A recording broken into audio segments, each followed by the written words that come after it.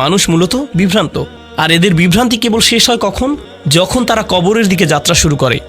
হাত্তা জুরতুম আল মাকাবির, তাই না? ততক্ষণে বেশ দেরি হয়ে গেছে। সুতরাং মূল কথা হচ্ছে বিভ্রান্ত হয়েও না, জেগে ওঠো, কারণ এখনো সময় আছে আর তোমার সময় শেষ হয়ে আসছে। আর এটাই হচ্ছে সূরা আসরের মূল শিক্ষা, ওয়াল আসর ইন্নাল ইনসানা লাফি খুসর। কিন্তু তুমি যদি সময়কে কাজে লাগাতে না পারো, তাহলে বাকি থাকে কি? বিভ্রান্তি। আর এর সবচেয়ে ভয়ঙ্কর দিকটি এই সূরায় বর্ণনা করা হয়েছে। তাই যেহেতু এটা এই 3টি সূরার ক্রমান্বয়ে বর্ণনা এসেছে, তাই এখানে আরও কিছু বিষয় আছে। সূরা আসরের প্রধান আয়াতটি হচ্ছে ইন্নাল ইনসানা লাফি খুসর। এটাই হচ্ছে এই সূরার সারমর্ম, এটাই হচ্ছে মূল ঘোষণা, এটাই সার কথা। এখন মানুষ যে ক্ষতির মধ্যে ডুবে আছে, এই বিষয়টি সম্পর্কে এই সূরায় বলা হয়েছে। এটা কতটা ভয়ঙ্কর হতে পারে, অর্থাৎ এটা হচ্ছে সর্বোচ্চ ক্ষতি। এটাই সূরা হুমাজায় বর্ণনা করা হয়েছে। কিছু আলেমদের মতে কোরআনে জাহান্নামের আগুনের ব্যাপারে কোনো শব্দ নেই এই সূরাটি ব্যতীত। কেননা আল্লাহ আজ্জা ওয়া জাল্লা সাধারণত যেভাবে বলেন তা থেকে কঠিনভাবে এখানে বলেছেন। নির্দিষ্টভাবে বললে তিনি বলেছেন নারুল্লাহ। দেখুন, তিনি যখন বলেন নার, আগুন, এটা দিয়ে বোঝানো হয় জাহান্নাম, নারী জাহান্নাম, তাই না? কিংবা আযাব আল হারিক, আযাব আস সাঈর, এগুলো সবই একই জিনিস, তা হলো জাহান্নামের আগুন। কিন্তু যখন আল্লাহর সাথে কিছু সম্পর্কিত করা হয়, তার মানে এই বর্ণনাটি সবকিছুর ঊর্ধ্বে। এটা অনেকটাই এমন, ধরুন আমি যদি আগুন জ্বালাই, আমার জ্বালানো আগুন বনাম এমন একজনের আগুন জ্বালানো যে আমার চেয়ে আগুন ভালো জ্বালাতে পারে। কিন্তু এখানে আল্লাহ বলছেন কার জ্বালানো আগুন? আল্লাহর। তার মানে এখানে এমন আগুনের কথা বলা হচ্ছে যার কোনো তুলনা হয় না। এটা এমন আগুন যা কল্পনার বাইরে, বা এমন কিছু যা স্বয়ং আল্লাহ নিজে বিশেষভাবে তৈরি করে রেখেছেন। তাই যেহেতু তিনি আগুনের পরে নিজের নামটি উল্লেখ করেছেন লাকুল জালালা, স্বাভাবিকভাবেই বোঝা যাচ্ছে যে এটি হচ্ছে সবচেয়ে শক্তিশালী সূরা, যাতে জাহান্নামের আগুনের ব্যাপারে সতর্ক করা হয়েছে এবং ভয়ঙ্কর কথা এসেছে। এই সূরার ব্যাপারে আরেকটি বিষয় এখানে গুরুত্বপূর্ণ, তা হলো এটি হচ্ছে শেষ পাড়ায় আখিরাতের বিষয়ে শেষ বর্ণনা। এরপরে বাকি যে সূরাগুলো আছে সেগুলোতে সরাসরিভাবে পরবর্তী জীবন সম্পর্কে বর্ণিত হয়নি। আপনারা যদি আগের দার্সগুলোতে অংশ নিয়ে থাকেন তাহলে জেনে থাকবেন সবগুলো না হলেও বেশিরভাগ সূরাতেই পরবর্তী জীবন সম্পর্কে কিছু বর্ণনা এসেছে, আখিরাত সম্পর্কে কিছু না কিছু বর্ণিত হয়েছে। কিন্তু এটা হচ্ছে সর্বশেষ বর্ণনা এবং সবচেয়ে ভয়ঙ্কর বর্ণনা, যেন বিষয়টি শেষ করা হচ্ছে এর সবচেয়ে চরম, সবচেয়ে শক্তিশালী বর্ণনাটি দিয়ে। সূরার প্রথম শব্দটি হচ্ছে ওয়াইলুন, বিভ্রান্তি, গালমন্দ। এর আরও কিছু অর্থ আছে, আমরা পরে এই নিয়ে বিস্তারিত জানবো। তবে তার আগে আপনাদের জানিয়ে রাখছি এই শব্দটি কোরআনে 27 বার ব্যবহৃত হয়েছে, আর একটি সূরায় সেই 27 বারের 10 বার এসেছে। ওয়াইলু ইয়াউমাইযিল লিল মুকাযযিবিন, এটা হচ্ছে সূরা মুরসালাত। এই একটি সূরাতেই 10 বার এসেছে। কিন্তু কোরআনে এমন 2টি সূরা আছে যেখানে সূরার শুরুতেই ওয়াইলুন শব্দটি এসেছে। একটি হচ্ছে ওয়াইলুল লিকুল্লি হুমাযাতিল লুমাযা, অপরটি হচ্ছে ওয়াইলুল লিল মুতাফফিফিন। মজার ব্যাপার হচ্ছে 2টি সূরাতেই আল্লাহ আজ্জা ওয়া জাল্লা মানুষের অসৎ ব্যক্তিদের বিষয় বলেছেন। এই সূরায় পরিষ্কারভাবে এটা এসেছে, আল্লাযী জামআ মালান ওয়া আদ্দাদা, সে ধন সম্পদ জমায় আর প্রতিনিয়ত গুনতে থাকে, আরও সম্পদের প্রস্তুতি নিতে থাকে। অপরদিকে আল্লাযীনা ইযা ইকতালু আলান নাসি ইস্তাওফুন ওয়া ইযা কালুহুম আও ওয়াজানুহুম, তারা যখন ক্রেতা হয়, তারা কোনো পণ্য কেনে, তারা চায় যেন সবচেয়ে কম টাকায় নিতে পারে, কোথায় কম মূল্যে কেনা যায়, বেশি মুনাফা পাওয়া যায়, যেন 1 টাকাও বাকি না থাকে। কিন্তু যখন তারা কিছু বিক্রি করে আর অন্য কেউ তা কেনে, তখন তারা তাদেরকে প্রাপ্যের চেয়ে কম দেয়। তারা চায় যেন তাদের ক্রেতা কম পায়। আলা ইয়াযুন্নু উলাইকা আন্নাহুম মাবউসুন, এই লোকটি কি জানে না, সে কি ভাবে না যে তাকে আবার পুনরুত্থিত করা হবে? তাহলে আগের আয়াতেও শুরুতে ওয়াইলুন এসেছে, এই আয়াতেও শুরুতে ওয়াইলুন এসেছে, ভ্রান্তি এবং গালমন্দ। তাহলে এটা হলো এই 2টি সূরার মধ্যে সামঞ্জস্য।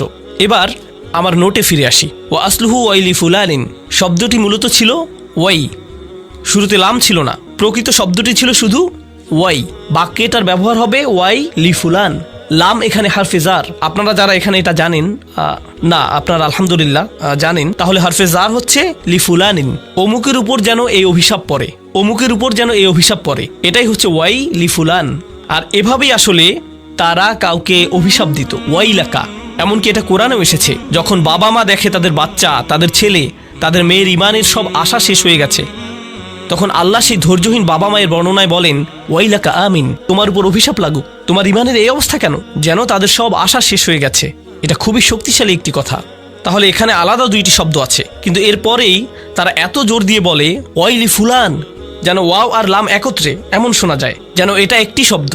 আলংকারিক দিক থেকে ওয়াই শব্দটির 2টি অর্থ আছে। বলা হয়েছে অর্থ হচ্ছে তাআসসুফ, মানে যে এটা বলছে সে খুবই বিমর্ষ, এটাই তাআসসুফের অর্থ, যে এটা বলছে সে খুবই বিষণ্ণ, যাকে বলছে তার প্রতি সে খুবই দুঃখিত, খুবই হতাশ। এখন এখানে বাবা মায়ের যে উদাহরণটি আমি দিয়েছি সেটা তো অবশ্যই খুবই সত্য যে তারা তাদের নিজেদের সন্তানদের উপরেই বিরক্ত, এজন্যই তারা নিজেদের সন্তানকে এমন কথা বলছে। কিন্তু যদি আমরা ভাষার এই বৈশিষ্ট্যটি বুঝতে পারি, তাহলে সূরা হুমাজায় কে এমন বিরক্ত? আল্লাহ আযজা ওয়া জাল্লা তাদের উপর চরমভাবে বিরক্ত। এই সূরায় তিনি যাদের ব্যাপারে বলছেন, এই হলো ওয়াই। এরপরে দ্বিতীয় বিষয় হচ্ছে হাসরা, ওয়াইলি হাসরা। হাসরা অর্থ হচ্ছে, বাংলা করলে এর অর্থ দাঁড়ায় অরণ্যে রোদন, সংক্ষেপে বললে আফসোস করা। তবে আফসোস দিয়ে আসলে পুরোপুরি বোঝানো যায় না। এমন বিষয় আফসোস করা যা কখনোই ফিরে আসবে না, অসম্ভব কিছুর জন্য আফসোস। এমন বিষয় আফসোস করা যা কখনোই ফিরে আসবে না। ধরুন আপনি একটা ভুল করলেন, এরপরে শুধরে নিলেন, কিন্তু এখানে এজন্যই বাংলায় একে বলে অরণ্যে রোদন। অরণ্যে রোদন মানে বৃথা চেষ্টা। এটাই হচ্ছে হাসরা। এটা এমন হাসরা যাদের বিপক্ষে ওয়াইল শব্দটি এসেছে, তারা আর ফিরে যেতে পারবে না।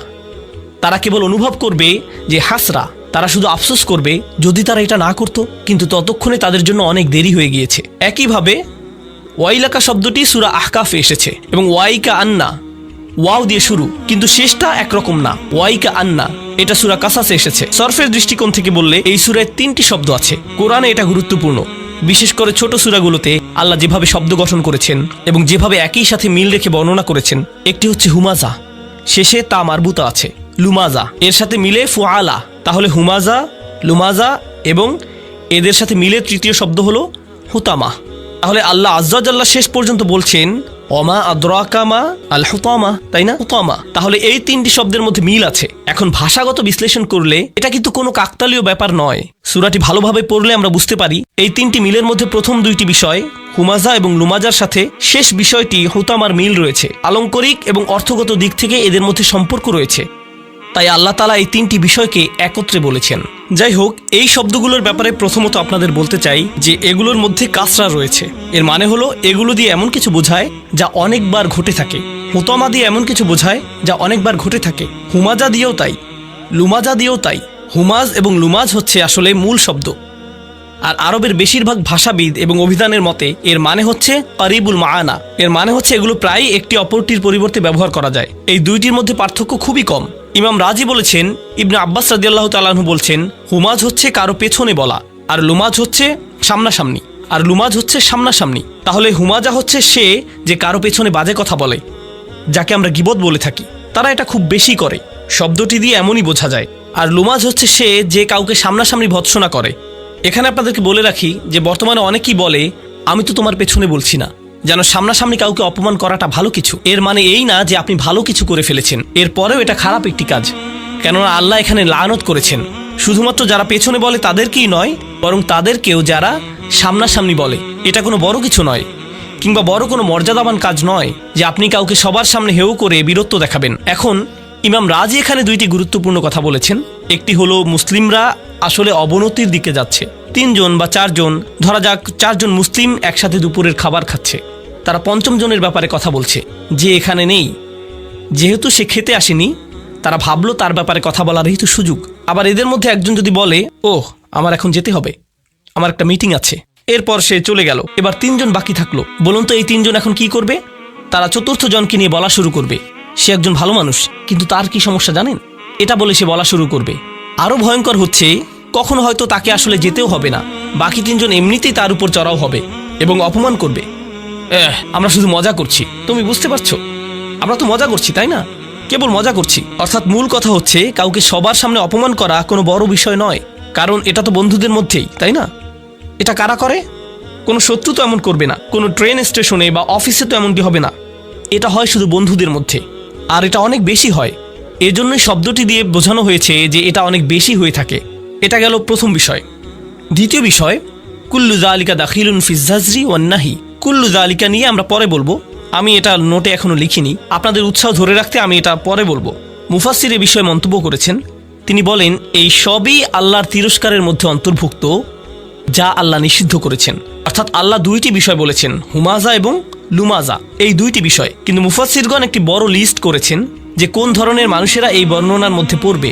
এখানে কেবল 2 জন মানুষ নয়, এখানে অনেক ধরনের আচরণের কথা বলা হয়েছে যা এই 2টি শব্দের মাধ্যমে বোঝানো হয়েছে। আর এই অনুচ্ছেদের শেষে মূলত বলা হয়েছে, যেমন তাফসিরে কাবিরে ফখরুদ্দিন আর রাজি বলেন, কুল্লু যালিকা দাখিলুন, এর সব কিছুই আমি এখানে যা যা বর্ণনা করেছি। আমি যখন এটা পড়ছিলাম আমি দেখলাম 4 পৃষ্ঠার বর্ণনা। 4 পৃষ্ঠার বর্ণনা এসেছে শুধু এটা বোঝাতে যে হুমাজা কারা আর লুমাজা কারা। আর এই সবগুলি তিরস্কার ফিজাজর অর্থাৎ তিরস্কার আল্লাহর হুঁশিয়ারি এই সূরায় এসেছে। এরপরে যেটি গুরুত্বপূর্ণ তা হলো কখন এই ধরনের আচরণ হয়ে থাকে, কখন কেউ এমন আচরণ করে যা হুমাজ এবং লুমাজের অন্তর্ভুক্ত। তারা মানুষের সামনে এবং পেছনে অপমানকর কথা বলে। আল্লাহ এখানে তাদের কথা বলছেন যারা এটা অনেক বেশি করে, যাদের স্বভাবই এমন এবং সবসময় এমন করে। কিভাবে এটা মানুষের আচরণের মধ্যে ঢুকে যায়, কিভাবে তারা এমন হয়ে যায়, এটা তাদের ব্যক্তিত্বের মধ্যে ঢুকে যায়। তারা এর বাইরে অন্য কিছু ভাবতে পারে না, তাদের কোনো বড় লক্ষ্য উদ্দেশ্য নেই, তাই তাদের লক্ষ্য হয়ে ওঠে অন্য কেউ। অনেক সময় কি হয় জানেন, এমন সব নিয়ে পুরো উপন্যাস, টিভি শো, এমনকি পুরো সাহিত্যের পুরো একটা রীতি গড়ে উঠেছে। যখন মানুষের নিজের ভালো কিছু করার থাকে না, তারা অন্যদের নিয়ে বেশি চিন্তিত হয়ে পড়ে। এমনকি এই ধরুন হাস্য ব্যঙ্গাত্মক আলাপ বিশেষ করে মফস্বলে দেখা যায়, যেখানে সব সময় চলতে থাকে ওদের উঠান আমাদের চেয়ে বড়, কিংবা দেখেছো ওরা কি করছে, ওরা কেমন গাড়ি কিনেছে, আমি শুনেছি এটা হয়েছে সেটা হয়েছে। পাড়া প্রতিবেশীদের মধ্যে সব সময় এই সব আড্ডা চলতে থাকে। ওরা কেমন গাড়ি কিনেছে, আমি শুনেছি এটা হয়েছে সেটা হয়েছে। পাড়া প্রতিবেশীদের মধ্যে সব সময় এই সব আড্ডা চলতে থাকে। সমাজের মানুষেরা এমন মন্তব্য করে, এই তুমি দেখেছো ওই দিন সে কি পরেছিল, ও আল্লাহ এইসব কাপড় সে কোত্থেকে কিনেছে। এইসব অপ্রয়োজনীয় কথাবার্তাই হচ্ছে হুমাজ আর লুমাজ। আর এগুলো কোত্থেকে শুরু হয়েছে, যখন মানুষের বড় কোনো লক্ষ্য নেই, যখন তার মন শুধু অন্যদের নিয়ে ভাবে। বলে রাখি এখানে এটা এই জন্য গুরুত্বপূর্ণ যে এর আগের সূরাটিতে প্রাথমিক বিষয়ের প্রতি নজর দেওয়া হয়েছিল, তা হলো ইন্নাল ইনসানা লাফি খুসর। আর এই ক্ষতি থেকে বাঁচার প্রাথমিক চিকিৎসা হলো ইল্লাল্লাযীনা আমানু ওয়া আমিলুস সলিহাত ওয়া তাওয়াসাউ বিল হক ওয়া তাওয়াসাউ বিস সবর। এটাই আপনার প্রাথমিক ভাবনা হওয়া উচিত। যখন এগুলো আপনার মাথায় থাকে না, তখনই আপনার মন এইসব নিয়ে ভাবে। আপনার নিজের মধ্যে সমস্যা খুঁজে আপনি পান না, আপনার নিজের মধ্যে সমস্যা না খুঁজে আপনি অন্যের দোষ ধরায় ব্যস্ত হয়ে পড়েন। আসলে সম্ভবত মুফতি মোহাম্মদ শফি দুর্বল ব্যক্তিত্বের মানুষ সম্পর্কে একটি উর্দু কবিতায় বলেছিলেন যে নিজের দোষ দেখতে পায় না, নিজের দোষ ঢাকার জন্য সে যা করে তা হলো সবসময় অন্যের দোষ খুঁজে বেড়ায়, সবসময় অন্যের দোষ খুঁজে বের করে। এভাবেই সে নিজের দোষ ঢাকার চেষ্টা করে। তিনি বলেন, আমি এখানে উর্দুতে কবিতাটির একটি লাইন পড়ব, কিছু মনে করবেন না। আরও কি আজমত কে জানে, আরও কি আজমত কে জানে, কমজর্ফ জো ইনসা হতে হে। এর অর্থ হচ্ছে যারা ব্যক্তি হিসাবে নিচু চরিত্রের, তারা কিভাবে অন্যদের ভালো দিকের প্রশংসা করবে। তারা অন্যদের মধ্যে কেবলই সমস্যা দেখতে পায়। যখন কেউ অন্যদের মধ্যে কেবলই সমস্যা দেখে, সামনাসামনি কিংবা পেছনে, এর মানে কি জানেন, তারা নিজেরাই নিচু মানসিকতার। তারা মানুষের ভালো কিছু দেখতে পারে না, তারা শুধুই সমস্যা খুঁজে পায়, আর এতে তারা নিজেদের ছাড়া অন্য কারো ক্ষতি করে না। আল্লাহ আমাদের এই ধরনের আচরণ থেকে দূরে থাকার তৌফিক দিন। তো আমি আপনাদের সূরা তাকাসুর, সূরা আসর ও সূরা হুমাজার মিলের ব্যাপারে বলেছি, তাই আমি নোটের এই অংশটি বাদ দিচ্ছি। আমরা সরাসরি প্রখ্যাত ভাষাবিদ মুফাসসির আজ-জামাখশারির মন্তব্যে যাব। তিনি আল কাশাফ গ্রন্থ লিখেছেন। তিনি বলেন, আল হুমাজ আল কাসর, আরবিতে কাসর শব্দটি দিয়ে কোনো কিছু ফাটল ধরানো বা ভাঙা বা টুকরো করা বোঝায়, বা কোনো কিছু খণ্ডিত করা। সাহিত্যে এটা দিয়ে বোঝানো হয় কেউ যখন কারোর সাথে এমনভাবে কথা বলে যেন সে তাকে ভেঙে ফেলতে পারে, শারীরিকভাবে নয় মানসিকভাবে। সে তার সম্মান নষ্ট করতে চায় কিংবা তার আত্মসম্মানে ফাটল ধরাতে চায়, এমন কিছু বোঝায়। ভাষাগত দিক থেকে এই শব্দটি দিয়ে হুমাজ এর মনোভাব বোঝায়। এরপর তিনি বলেন, লুমাজ আত-তাআন। লুমাজ হচ্ছে মূলত ব্যঙ্গাত্মক স্বর, কাউকে নিয়ে বিদ্রুপ করা। বলে রাখি বিদ্রুপ গুরুত্বপূর্ণ, বিদ্রুপ বোঝাটা গুরুত্বপূর্ণ, কারণ বিদ্রুপ কিন্তু প্রশংসা করেও করা যায়, কিন্তু অপমানের উদ্দেশ্যে। ধরুন আপনি কাউকে বললেন, ওয়াও তুমি তো বিশাল পণ্ডিত, আসলে আপনি বলছেন যে তুমি একটা মূর্খ, তাই না? তখন সে বলবে, তুমি আমার সাথে এভাবে কথা বলছো কেন? না না না, আমি বলছি যে তুমি একজন পণ্ডিত, তাই না? তো সে মনে করে সে এখানে কোনো ভুল করেনি, এটা কোনো ব্যাপার না। কিন্তু আসলে আল্লাহ তাআলা ভালোভাবেই জানেন সে এই কথাটা কোন উদ্দেশ্যে বলেছে। আর যাকে অপমান করা হচ্ছে বা ব্যঙ্গ করা হচ্ছে সেও এটা জানে, তার অন্তরেও এটা গেঁথে যায়। তাহলে লুমাজা তোয়ানা বলা হচ্ছে যে লুমাজা হচ্ছে তারা, বা লুমাজা তাআনাহু এটাও এসেছে, সে তাকে লামাজ করেছে, অর্থাৎ সে তাকে ব্যঙ্গ করেছে। অল মুরাদুল কাসরা মিন আরাদিন নাস, এর অর্থ হলো এমনভাবে ভাঙা বা ফাটল ধরানো যখন আপনি তার সাথে থাকেন না, অর্থাৎ তার পেছনে বলা। অল আরদু মিনহুম ওয়া সিয়াবুহুম, সবসময় তার দোষ খুঁজে বেড়ানো এবং তার ব্যাপারে গীবত করা। অত-আন ফিহিম, এবং তার ব্যাপারে ব্যঙ্গ বিদ্রুপ করা। অবিনাউ ফুআলা, এর গঠন নমুনা বা সরফ হিসেবে ফুআলা শব্দটি হচ্ছে হুমাজার মতো। ইয়াদুল্লাহ আলা আন্না যালিক ওয়া আদাতিম মিনহুম, এটা দিয়ে বোঝা যায় এটা এমন একটা গুণ যা তার স্বভাবগত, সে সব সময় এমন করে। একই রকম আরেকটি বিষয় হচ্ছে মানে হলো কাউকে অভিশাপ দেয়া এবং কারো প্রতি ব্যঙ্গ করা। জামাখশারির মতে এটাও হুমাজার অন্তর্ভুক্ত। কাউকে গালমন্দ করার অর্থ হচ্ছে কারো ব্যাপারে বাজে কথা বলা, এটা হচ্ছে লানাহ বা সত্যি সত্যি অভিশাপ দেয়া, কারো ব্যাপারে বদদোয়া করা ইত্যাদি। আর দ্বিতীয়ত আদ্দাহিকা মানে হলো ব্যঙ্গ করা, কাউকে নিয়ে মজা করা এবং শাসানোর স্বরে কথা বলা। এখন কারো দিকে তাকিয়ে সুন্দর হাসি একরকম আর ব্যঙ্গাত্মক হাসি অন্যরকম। আমার মনে হয় আমরা সবাই এটা বুঝি, তাই না? আবার সত্যিকার চালাক প্রকৃতির লোক এমন করে, তা হলো সে বলে বাহ, আমি তোমার দিকে হেসে তাকাই, এটা তুমি চাও না? কি সমস্যা তোমার? তুমি কি সুখ শান্তি চাও না? তো তারা মনে করে তাদের এই চালাকির মাধ্যমে তারা এটা উতরে যেতে পারবে। এখন রুহুল মাআনি আমার খুবই পছন্দ, বলে রাখি তাফসিরুল আলুসি, তার তাফসির আমার পছন্দ এই কারণে যে তিনি একটি আয়াত পড়লে সেই আয়াতের জন্য একটি মাসাইল তৈরি করতেন। সেই আয়াতে যে বিষয়গুলো তার বোঝা দরকার তিনি সেগুলোর একটি লিস্ট করতেন। এই বিষয়টা আমার বুঝতে হবে। আল মাসআলাতুল উলা, আস-সানিয়া, আস-সালিসা, আর-রাবিআ ইত্যাদি। এরপর তিনি যা করতেন এটা অসাধারণ বুদ্ধিবৃত্তিক সততা। তিনি বলতেন, আয়াতটি পড়ার পরে আমার মনে হয়েছে প্রথম সমস্যার সমাধান হচ্ছে এটা এটা এটা, অন্যরা এর সমাধান এভাবেই করেছে, কিন্তু চতুর্থ ও পঞ্চম সমস্যার সমাধান অন্যরা এভাবে করেছে, আমার সেগুলো উপযুক্ত মনে হয়নি, কিন্তু আমার নিজের কাছেও এর উপযুক্ত কোনো সমাধান নেই, আল্লাহু আলাম। কখনো তিনি মনে করেছেন তার কাছে এর উত্তর আছে, কখনো আবার মনে করেছেন নেই। যখন তার কাছে নেই তিনি বলবেন আমি জানি না, এই সমস্যাটি আছে, আল্লাহই ভালো জানেন। তিনি আল্লাহর উপরই ছেড়ে দিলেন, সুবহানাল্লাহ। তিনি সততার সাথে জানিয়ে দিতেন তিনি কি জানেন, আবার এটাও জানিয়ে দিতেন যে তিনি কি জানেন না বা বুঝতে পারেননি, সুবহানাল্লাহ। এটা এই তাফসিরের একটা অসাধারণ গুণ যার নাম রুহুল মাআনি। তো তিনি যে মাসাইলগুলো তালিকা করেছেন, আল মাসআলাতুল উলা, আল ওয়াইলু লাফজুহু জাম ওয়াস সাকত। ওয়াইল শব্দটি এমন একটি শব্দ যার শব্দ প্রণালীতে জাম রয়েছে। গত সেশনে জাম নিয়ে আলোচনা করেছিলাম, কারো মনে আছে? জাম কি? দোষারোপ করা, মনে পড়ছে? দোষারোপ করা, এই শব্দটি দিয়ে কাউকে দোষারোপ করা হয়। কঠোরতা, ওয়াহিয়া কালিমাতু কুল্লু মাকরবিন, এটা খুবই কঠিন বর্ণনা। এই শব্দটি দিয়ে তাদেরকে বোঝায় যারা মানসিকভাবে ব্যথিত, অর্থাৎ কেউ অন্য কারো কথা বা অঙ্গভঙ্গির দ্বারা অসহায় বোধ করে, কোনো না কোনোভাবে অপমানিত বোধ করে, অর্থাৎ যে এমন অসহায় বোধ করে তার অন্তর থেকে এই শব্দটি চলে আসে, তারা অত্যাচারের থেকে মুখ ফিরিয়ে নেয় এবং যে তার উপর অত্যাচার করছে তাকে ওয়াইল বলে সম্বোধন করে, কারণ তার আর কিছুই করার থাকে না। তাই এই অনুভূতিকেই এখানে ওয়াইল বলা হয়েছে। কেবল শব্দই নয়, সে যখন অপমানিত বোধ করছে, সে কষ্ট পেয়ে তার কাছ থেকে সরে গিয়েছে, এই অনুভূতিকে ওয়াইল বলা হয়। শেষ হওয়ার আগ পর্যন্ত প্রশ্ন নিতে পারছি না, দুঃখিত, কারণ এটা রেকর্ড হচ্ছে। হ্যাঁ, দুঃখিত। তো এখানে যে বিষয়টি বুঝতে হবে তা হলো, যখন কেউ অপমানিত বোধ করে এবং সে তার প্রতি ওয়াইল করে যে তাকে অপমান করেছে, কিন্তু এই সূরায় সেই মানুষ আসলে ওয়াইল করছে না। কে ওয়াইল করছে? আল্লাহ। অর্থাৎ মাকরুবের বদলে যে অপমানিত হয়েছে তার বদলে এখানে এই শব্দটি ব্যবহার করে আল্লাহ তার পক্ষে দাঁড়িয়েছেন এবং স্বয়ং আল্লাহ তাকে তিরস্কার করছেন যে অপমান করছে মানুষকে। সুবহানাল্লাহ। এটা খুবই সিরিয়াস ব্যাপার, কারণ সাধারণত ইসলাম অধ্যয়নে আমরা দেখেছি কেউ কারো বিপক্ষে বদদোয়া করা নিয়ে বিভিন্ন বর্ণনা পাই। উদাহরণস্বরূপ ইয়াকুম ওয়া দাওয়াতাল মাজলুম, বিখ্যাত হাদিস। মজলুমের বদদোয়ার ব্যাপারে সাবধান। যদি মজলুম আপনার বিপক্ষে বদদোয়া করে, সাবধান। বুঝতে পারছেন? এটা খুবই সিরিয়াস ব্যাপার। এরপর আসবে এর চাইতেও বড় কথা, যখন ফেরেশতারা কারো ব্যাপারে বদদোয়া করে, উলাইকা ইয়ালআনুহুমুল্লাহ ওয়া ইয়ালআনুহুমুল লাঈনুন। এটা খুবই সিরিয়াস ব্যাপার। কিন্তু এই সব কিছুর উপরে যখন আল্লাহ বিশেষভাবে স্বয়ং আল্লাহ কারো ব্যাপারে ওয়াইল বলেছেন, এটা কতটা ভয়াবহ হতে পারে? এটা খুবই ভয়ঙ্কর ব্যাপার। এটা খুবই খুবই ভয়ঙ্কর ব্যাপার। এটা বিশেষভাবে উল্লেখ করা প্রয়োজন, কারণ আমরা এটাকে উল্টোভাবে নিয়েছি, একে আমরা খুবই হালকাভাবে নিয়েছি। এরপরে যে বিষয়টি বলবো, এখান থেকে আরবিতে কিছু পয়েন্ট আছে, আমি সেগুলো পড়ছি।